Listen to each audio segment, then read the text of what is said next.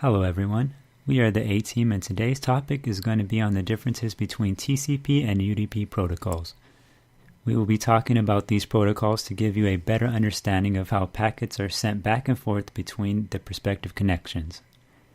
Using the two conversations as an exaggerated illustration, can you guys tell which connection uses TCP and how about UDP?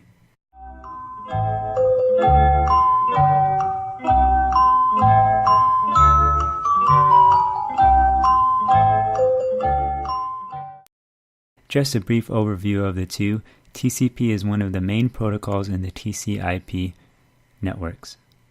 It requires a connection between the two hosts to transfer data. TCP guarantees delivery, meaning that a message could either return errors or transmit a return message stating that a packet has been delivered successfully. On the other hand, UDP stands for User Datagram Protocol. Datagram is just another way of saying packets. Packets are sent to the receiver without any acknowledgement from the receiver. With UDP, message delivery is not guaranteed.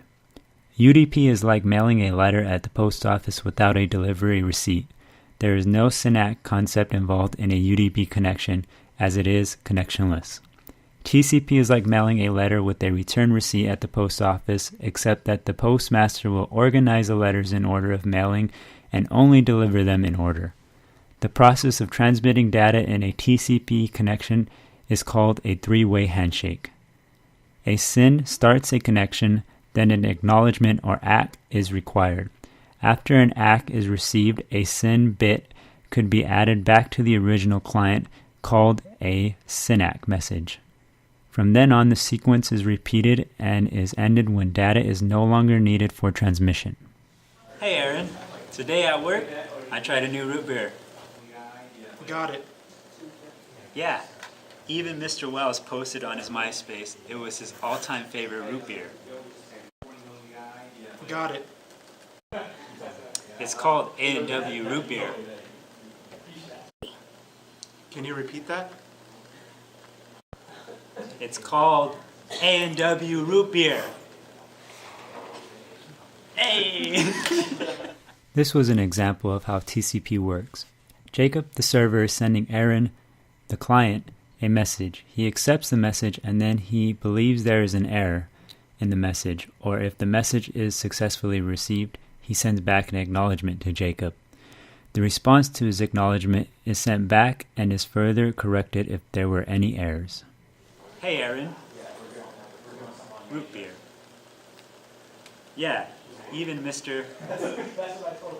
Favorite. It's called A&W Root Beer.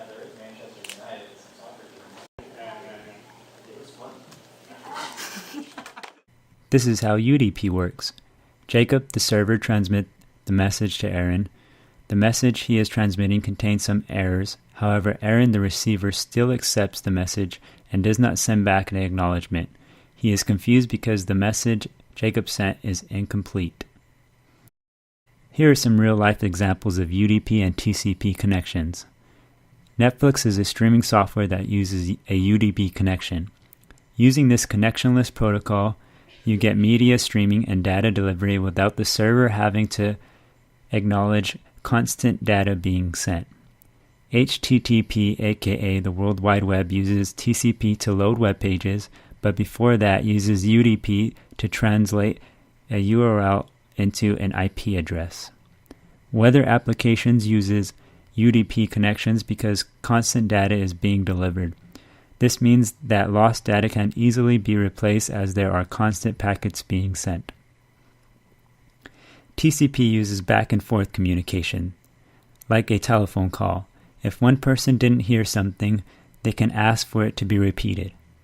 Call of Duty and other first-person shooter games, and gaming in general, uses a connectionless protocol to constantly receive all data and updates.